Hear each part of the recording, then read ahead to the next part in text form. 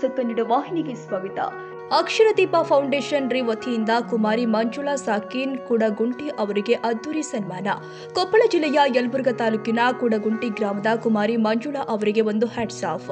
ಸ್ನೇಹಜೀವಿ foundation Karnataka ಇವರ ಸಹಯೋಗದಲ್ಲಿ ಅಕ್ಷರದೀಪ foundation ಅವರು ಅಕ್ಷರೋತ್ಸವ 2025ರ ಸಾಧಕರಾಗಿ ಆಯ್ಕೆಯಾಗಿರುವ ಕುಮಾರಿ ಮಂಜುಳಾ ಕುಡಗುಂಟಿ ಅವರನ್ನ ಉತ್ತಮ ಸಮಾಜ ಸೇವಕಿ ಎಂದು ನಿರ್ಣಯ ಮಾಡಿ ಅವರಿಗೆ ಧಾರವಾಡದ ರಂಗಾಯಣ ಸಭಾಭವನದಲ್ಲಿ ಅದ್ದೂರಿಯಾಗಿ ಗೌರವಾನ್ವಿತವಾಗಿ ಸನ್ಮಾನ ಮಾಡಿ ಇವರು ಒಬ್ಬ ಸಮಾಜ ಸೇವಕಿಯಾಗಿ ಇನ್ನೂ ಉತ್ತಮವಾಗಿ ಬೆಳೆಯಲಿ ಎಂದು ಆಶಿಸಿ ಅವರನ್ನ ಬೀಳ್ಕೊಟ್ಟಿದ್ದಾರೆ.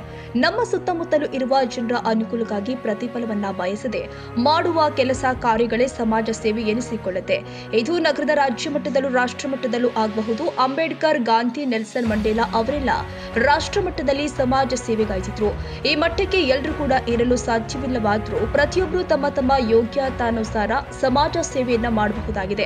ಜನಸೇವೆಯೇ ಜನಾರ್ದನ ಸೇವೆ ಎಂಬ ಗಾದೆಯು ಸಮಾಜ ಸೇವೆಯು ದೇವರ ಪೂಜೆಗಿಂತ ಶ್ರೇಷ್ಠ ಎಂಬುದನ್ನು ತಿಳಿಸುತ್ತೆ.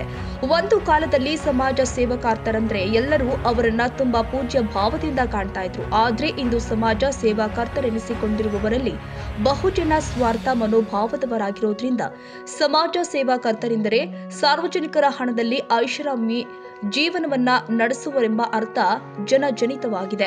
ಇಂದು ನಮ್ಮ ರಾಷ್ಟ್ರದಲ್ಲಿ 80 ಕೋಟಿ ಜನಸಂಖ್ಯೆ ಇದ್ದು ಇದರಲ್ಲಿ ಕೇವಲ 1 ಲಕ್ಷ ಪ್ರಾಮಾಣಿಕರು, ಸತ್ಯನಿಷ್ಠರು, ಬುದ್ಧಿವಂತರು ಆದ ಜನರನ್ನ ಜನ ಗುರುತಿಸಿ ಅವರಿಗೆ ಸಮಾಜ ಸೇವೆ ನೀಡುವ ಅವಕಾಶವನ್ನ ಉಂಟು ಮಾಡಿದ್ರೆ ರಾಜಕೀಯ, ಸಾಂಸ್ಕೃತಿಕ, ಶೈಕ್ಷಣಿಕ, ಆಧ್ಯಾತ್ಮಿಕ, ಆರೋಗ್ಯ ವಲಯದಲ್ಲಿ ಹಣ ಪೋಲಾಗದೆ ಜನ ನಾನಾ ಬಗೆಯ ತೃಪ್ತಿಯನ್ನ ಅನುಭವಿಸಬಹುದಾಗಿದೆ. ಸಮಾಜ ಸೇವಾ ವಲಯದಲ್ಲಿ ಉತ್ತಮ ಸೇವಾ ಮನೋಭಾವದವರು ಅಗ್ರಸ್ಥಾನವನ್ನ ಅಲಂಕರಿಸಿದ್ರೆ ಆ ವಲಯದಲ್ಲಿ ಇರುವವರು ಸಕಾಲದಲ್ಲಿ ಸ್ಪಂದಿಸಿ ಅಯೋಗ್ಯ ವ್ಯಕ್ತಿಗಳನ್ನ ಸ್ಥಾನ ಪಲ್ಲಟಗೊಳಿಸಿ ಯೋಗ್ಯರನ್ನ ಆ ಸ್ಥಾನಕ್ಕೆ ಆರಿಸಬೇಕು. ಈ ಬಗೆಯ ಸತ್ಕ್ರಾಂತಿ ಮೊದಲು ರಾಜಕೀಯ ವಲಯದಲ್ಲಿಯೂ ಐಶ್ವರ್ಯವಿರುವ ಸಾರ್ವಜನಿಕ ಸೇವಾ ಸಂಸ್ಥೆಯಲ್ಲಿಯೂ ನಡೆದರೆ ಭಾರತ ಇರುವ ಸ್ಥಿತಿಯಿಂದಲೇ ಶ್ರೀಮಂತ ದೇಶವೆನಿಸಿಕೊಳ್ಳುತ್ತೆ ಎಂದು ಕುಮಾರಿ ಮಂಜುಳಾ ಅವರು ತಿಳಿಸಿಕೊಟ್ಟಿದ್ದಾರೆ. ಪ್ರವೀಣ್ ಕನ್ಯಾಳ್ ಸರ್ ಅವರು ಕೆಲವು ವರ್ಷಗಳಿಂದ ಅಕ್ಷರದೀಪ ಫೌಂಡೇಶನ್ ಎನ್ನುವಂಥ ಒಂದು ಸಂಘಟನೆ, ಸಾಹಿತ್ಯ ಸಂಸ್ಥೆ ಯುವ ಕವಿಗಳಿಗೆ ಮತ್ತು ಸಾಹಿತ್ಯದಲ್ಲಿ ತೊಡಗಿಸಿಕೊಳ್ಳಬೇಕೆನ್ನುವಂಥ ವ್ಯಕ್ತಿಗಳಿಗೆ ಹೊಸ ಒಂದು ಅವಕಾಶವನ್ನು ಕಲ್ಪಿಸಿಕೊಡುವ ಕಾರ್ಯಕ್ರಮವನ್ನು ಇಟ್ಕೊಂಡ್ರು. ಗದಗ್ ಅವರ ಮುಖ್ಯ ಕೇಂದ್ರ ಆಗಿದ್ದರೂ ಕೂಡ ಇಡೀ ರಾಜ್ಯದಲ್ಲಿ ತನ್ನ ಕವಿಗಳನ್ನು ಮತ್ತು ಸಾಹಿತಿಗಳನ್ನು ವೇದಿಕೆಗೆ ತರುವ ಮುಖ್ಯ ಉದ್ದೇಶವನ್ನು ಇಟ್ಕೊಂಡು ಇಂಥ ಒಂದು ಕಾರ್ಯಕ್ರಮವನ್ನು ಆರಂಭಿಸ್ತಾ ಇದ್ದಾರೆ. ಮತ್ತು ಅದು ಬಹಳ ವ್ಯವಸ್ಥಿತವಾದ ರೀತಿಯಲ್ಲಿ ಬೆಳೀತಾ ಬಂದದ್ದು.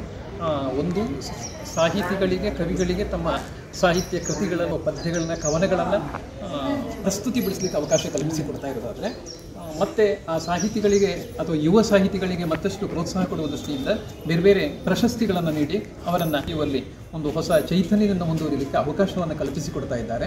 ಇದು ಅವರ ಒಂದು ಬಹಳ ಒಳ್ಳೆಯ ಆದರ್ಶದ ನಡೆ ಆಗಿದೆ ಅಂತ ನನಗೆ ಅನ್ನಿಸ್ತಾ ಇದೆ. ಇನ್ನಷ್ಟು ಇವರ ಚಟುವಟಿಕೆ ನಿರಂತರವಾಗಿ ಮುಂದುವರಿತಾ ಇದೆ.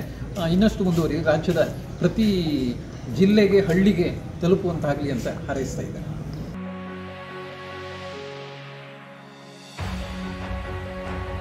ತಾಜಾ ಸುದ್ದಿಗಾಗಿ ಎಂಟಿವಿ ನ್ಯೂಸ್ 24x7ಗೆ ಸಬ್ಸ್ಕ್ರೈಬ್ ಮಾಡಿ ಮತ್ತು ಬೆಲ್ ಐಕಾನ್ ಅನ್ನು ಒತ್ತಿ. ತಪ್ಪದೇ ಲಿಂಕ್ ಶೇರ್ ಮಾಡಿ.